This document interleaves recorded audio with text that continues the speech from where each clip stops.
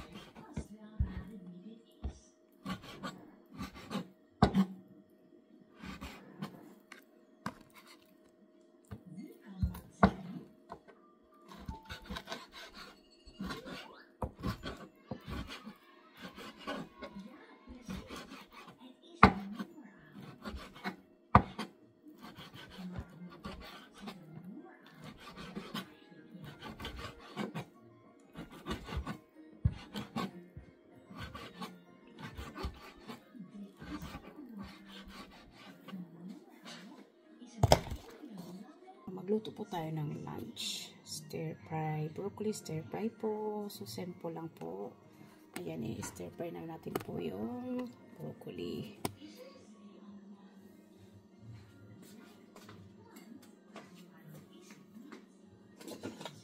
Ayan, may bawang at sibuyas na po ako.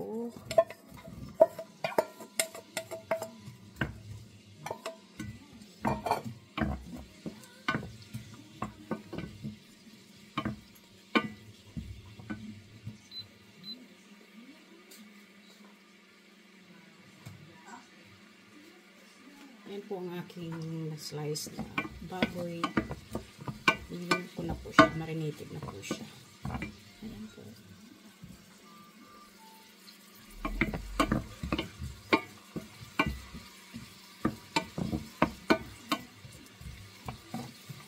Ayan, hindi po natin siya masyadong lutuin.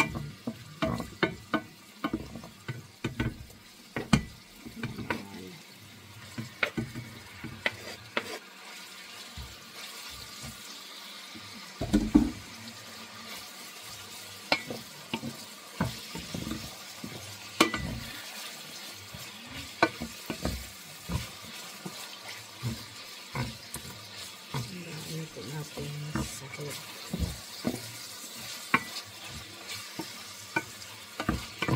stir fry broccoli.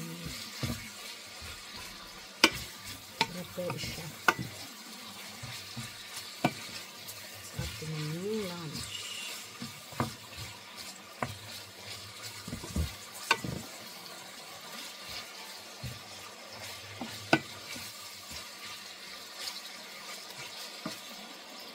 Salida po natin yung broccoli. Ayan po yung broccoli ko. Sobrang dami. Saka hindi ko na po ito lahat. Hindi ko na po ito mga salin lahat sa ating stir fry ito. Kasi maliit lang po yung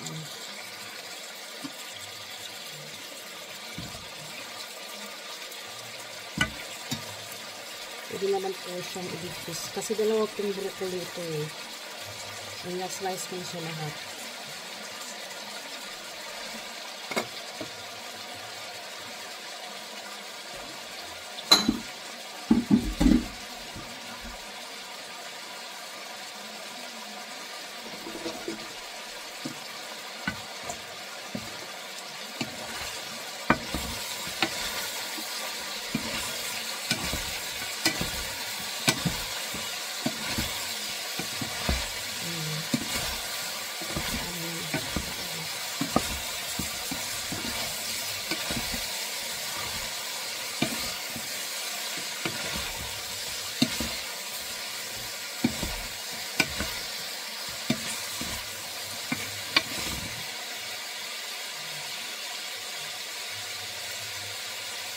Timplahan na po natin yung butter, paper,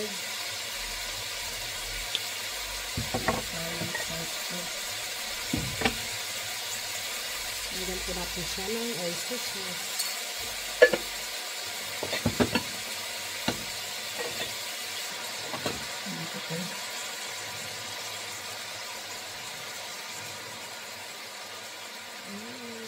Sarap na itong stir-fried broccoli.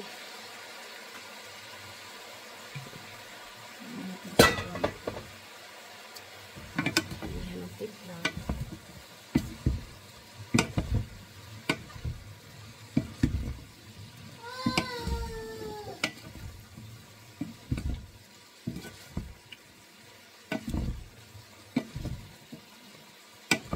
Nakalalagyan ko pa nga siya ng broccoli. Kasi sa sobrang dami ng sago yung baboy. Lagyan ko pa nga siya ng broccoli. Mas masarap kasi yung maraming vegetables po. Diba? So kung sang-ayon dyan, masarap na mas maraming vegetables. Marami pong sago. Umaapaw ang sago. Ayan.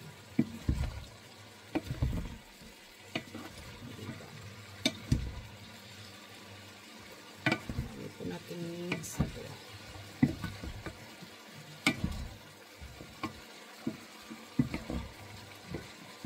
Ayan. Pahingayin po natin ng mga ilang minuto.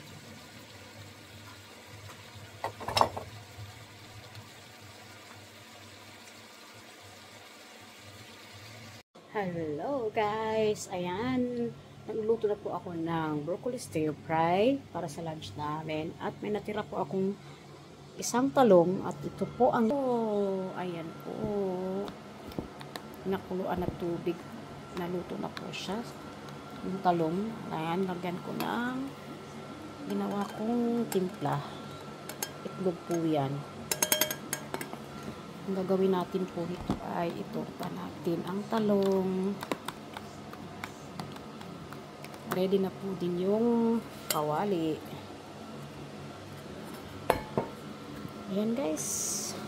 Itorta na natin yung ating talong para may pahabol pang tortang talong. Sarap.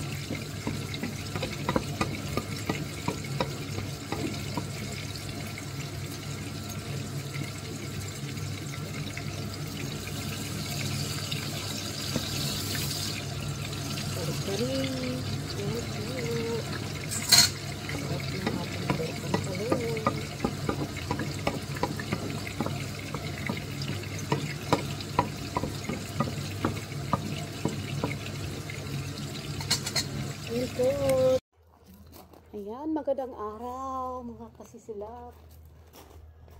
Magsampay po tayo ngayon pagkatapos ng ating pagluluto. Ayan ay nakasalang naman po ito sa washing machine, so isasampay po natin dahil maganda po yung panahon. Yan talaga ang ating ganap sa buhay kapag nasa bahay po tayo, diba?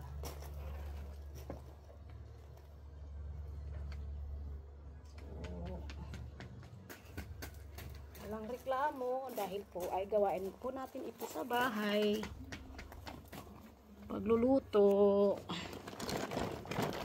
maglalaba. After nito ay magtutupi. Diba? Tapos mamaya after mag-relax din.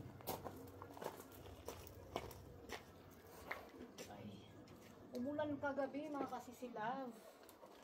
Subuti na lang pagising ko ngayon ay umaraw siya. Diba ang galing?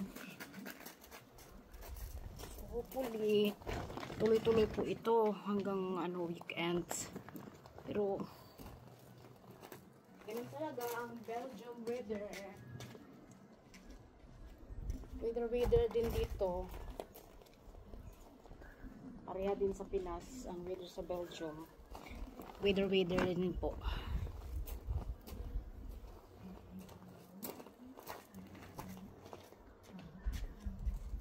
Umuulan, umaaraw, may panahon ganyan po.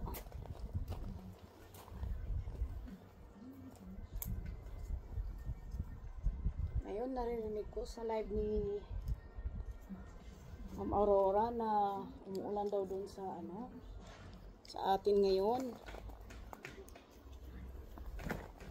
Kaya po, be careful po ang lahat dyan sa atin.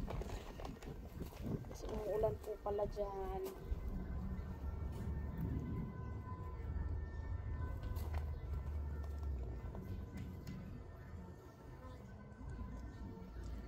And po, hanggang dito na lang po ako.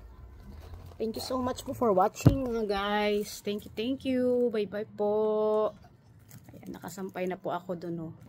Ayan po. Mga damit. Ayan po yung anak kong bunso. Ang saya-saya. Kalabas na din siya. Mainit po yung panahon. Tamang-tama. Makapagbilad po tayo ng araw sa let's see. Ja, dat is het werk doen, schat. Wacht.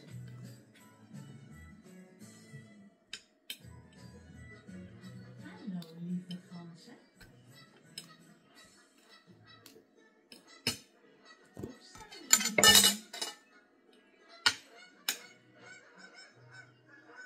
Wat zegt de Frans? Zegt de Frans. Very good. You eat na. Mama eten ook. That's it, guys. 6, 7, 8 Ang dami po nating food. Ayan, may suka ako. Para sa ating talong. Ayan yung anak ko. Kumakain din po siya.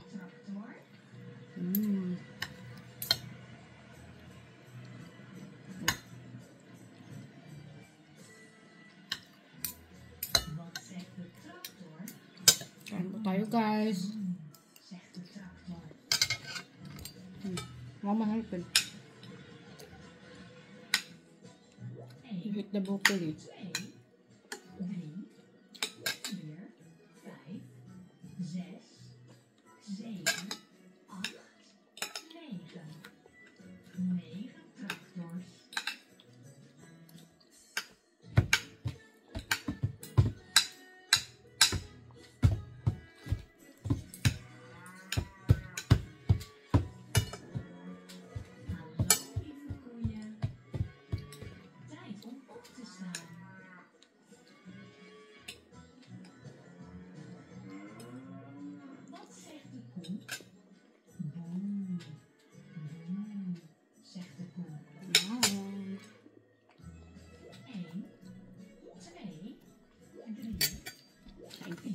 talong.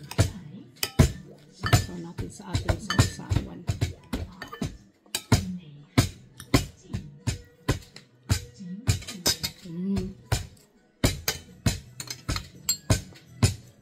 Yan yung broccoli at